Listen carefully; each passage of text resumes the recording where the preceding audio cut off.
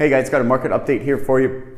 If you're in the market and you're paying attention, you know that the market's slow, you know that the amount of sales are down quite a bit compared to what we have been used to over, I think they're even quite a bit below the 10-year average, and certainly less than what we've been used to the last few years. You know, there's still quite a few opportunities out there though. You know, if you're a buyer, you should be out there, you should be looking at properties, and you can find some pretty good deals right now. And if you're a move up buyer, it's also now a really good time to be looking as well, especially if you're going from, you know, a 2-bedroom condo and you want to get into a single family home. That gap is getting quite a bit smaller. So that is something that I would definitely explore right now. Something, you know, just to looking more towards the future and what the market's going to do in the next little bit. You know, the short answer is we don't know. We're going to have to wait and see. I thought the market was going to pick up in the fall, which it hasn't. So the next logical thing is, well, maybe in the spring it'll pick up, and you know that'll enough time will have passed for people to have sort of digested the market, the interference from the government and all of that sort of thing, and then they'll just sort of get back into their normal sort of lives, and they need a roof over their head, right? Mortgage rates, those are going to go up. They could go up at the end of the month. So probably what most mortgage brokers will do is they'll just give their clients a rate hold for another 120 days. So that 120 days is going to expire.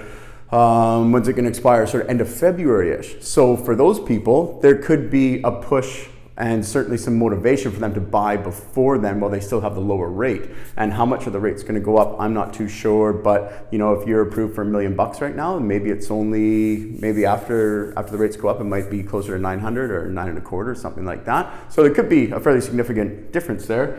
And then, you know, one of the biggest questions that we're getting right now, obviously, is how's the market? But more importantly, should we list now or in the spring?